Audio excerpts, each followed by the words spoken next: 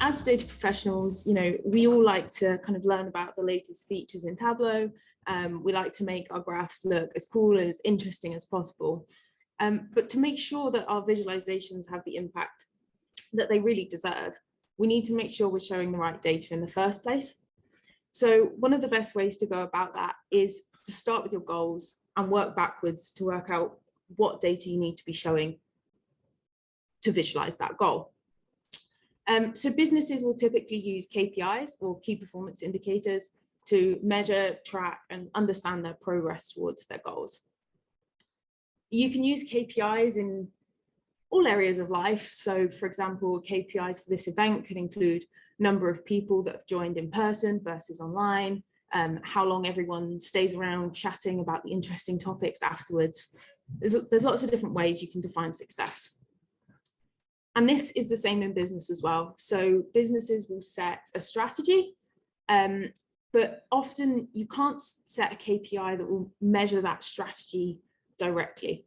So all the KPIs that you use will just be a kind of a quasi imperfect measure of success against that goal. So seeing as we're at Accenture today, if we take Accenture's strapline of let there be change, how can we measure success against this as a goal, as a strategy? There's a few different things we could suggest: number of new clients, number of new initiatives launched, number of businesses acquired.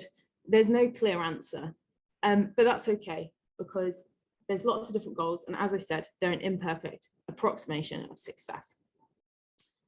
However, this can become a bit of a problem when you're using KPIs to compare performance, especially across departments or individuals. So let's look at a short example. We've got a recruitment company here, and their ultimate goal is to hire the best people in data. That's what they want to be doing.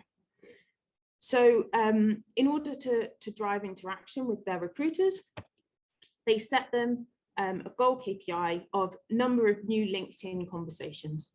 They think that's a really good way to engage with different people across the data community.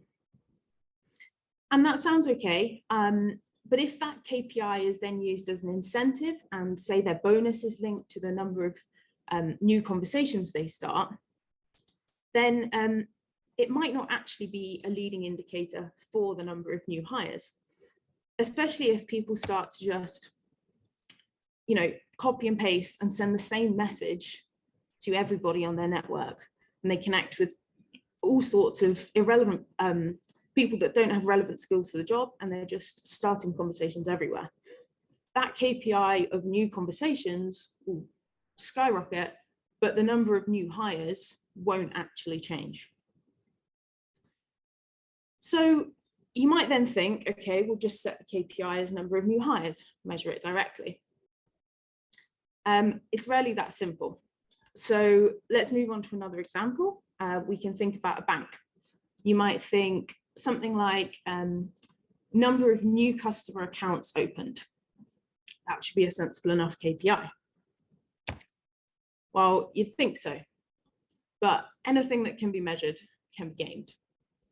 So between 2009 and 2016, Wells Fargo sales executives opened millions of sham accounts purely for the purpose of hitting their KPIs and their aggressive sales quotas. So what we're really trying to say here is you don't want to be chasing the KPI numbers themselves. You want to view the KPIs as the results of your actions, rather than trying to use them to incentivize your people and your employees. So let's take a look at what does make a good KPI. Of course, it needs to be relevant to your business strategy, and a KPI is not helpful if it doesn't drive positive change in your business. Secondly, they should be simple to understand. You want your KPIs, you want to be able to explain to all your employees and all your stakeholders in one sentence what it means, what drives it, and what they can do about it. Thirdly, data availability. So we need the data that's going into this KPI. We need it to be available at a regular basis. We need it to be good quality data. There could be a theoretical KPI that exists that would be perfect and would measure your business success. But if you can't get the data for it, then it's not usable.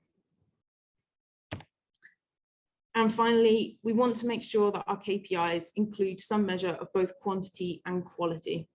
So, for example, if the recruitment company had looked at customer engagement rather than just new customers started, new conversations started, sorry, they could have seen that actually those conversations weren't driving the change they needed.